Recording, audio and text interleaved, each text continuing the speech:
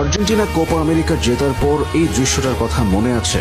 শেষ বাঁশি বাজার সঙ্গে সঙ্গেই সবাই মেসির দিকে ছুটে গিয়েছিল। আর্জেন্টিনা বিশ্বকাপ জেতার পরও এমন দৃশ্য দেখা গিয়েছিল। এবার ওতামেন্দির বুকের এই ট্যাটুর দিকে তাকান। ট্যাটুটা মেসির। ডিপল, লিয়ান্দ্রো পারেদেস, এমিলিয়ানো মার্তিনেজরা মেসিকে প্রচন্ড ভালোবাসে। টানেল থেকে আর্জেন্টিনা যখন মাঠে প্রবেশ করে সবাই মেসিকে অনুসরণ করে।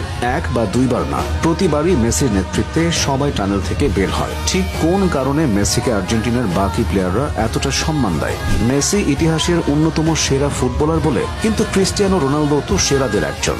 সে তো এতটা সম্মান পায় না। আসলে মেসি এটা অর্জন করে নিয়েছে। পেনাল্টির কথা ধরুন, ফুটবলে সিনিয়র প্লেয়াররা সবসময় পেনাল্টি নেয়, কিন্তু বহুবার এমন ঘটনা ঘটেছে যখন মেসি পেনাল্টি না নিয়ে তার সতীর্থদের দিয়েছে।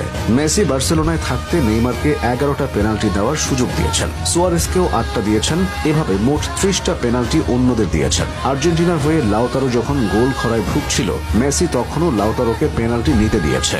শুধু তাই না, নিশ্চিত গোলের সুযোগ থাকলেও মেসি অনেক সময় সতীর্থদের দিকে বল বাড়িয়ে দেন। এতে অন্যরা আত্মবিশ্বাস পান। এই বিষয়গুলোই মেসিকে বাকিদের থেকে আলাদা করে। 2016 সালে আর্জেন্টাইন ফুটবল ফেডারেশন ভয়াবহ এক আর্থিক সংকটে পড়েছিল। অনেকের বেতন জমে গিয়েছিল। তারা সরাসরি মেসির কাছে সাহায্য চাইলে মেসি তাদের সাহায্য করেন। এই কারণে মেসির প্রতি বাকিদের সম্মান বেড়েছে। এছাড়া আর্জেন্টিনার বর্তমান দলটার বেশিরভাগ প্লেয়ারই মেসিকে আইডল মেনে বড় হয়েছে।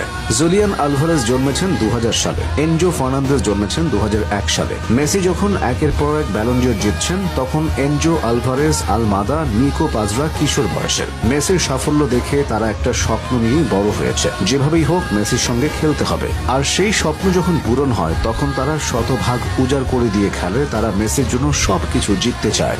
আর্জেন্টিনা জার্সিতে মেসির বড় একটা সময় খুব খারাপ গেছে। 2014 বিশ্বকাপ final, 2015 Copa America final, 2016 Copa America final এবং 2019 কোপা আমেরিকার সেমিফাইনাল। প্রত্যেকবার খুব কাছে গিয়েও মেসি খালি হাতে ফিরেছেন। 2014 থেকে 2019 এই সময়টায় মেসি আর্জেন্টিনার মানুষের কাছ থেকে যে পরিমাণ সমালোচনা আর অপমান সহ্য করেছেন, তা অন্য কেউ হলে হয়তো জাতীয় দলই ছেড়ে দিত। দেশের মানুষ তাকে স্প্যানিশ বলে তিরস্কার করেছে। মেসি যতটা বার্সেলোনার, ততটা আর্জেন্টিনার না, এমন কথাও শুনতে হয়েছে। এই জন্য আর্জেন্টিনার তরুণ প্লেয়ারদের মধ্যে সবসময় একটা ক্ষুধা ছিল। এই ক্ষুধাটা মেসিকে সবকিছু জেতানোর ক্ষুধা। 2022 বিশ্বকাপের আগে মেসির জন্মদিনে এমিলিয়ানো মার্তিনেজ কোনো উপহার দেননি। সে মেসিকে বিশ্বকাপটাই উপহার দিতে চেয়েছিল, দিয়েছেও।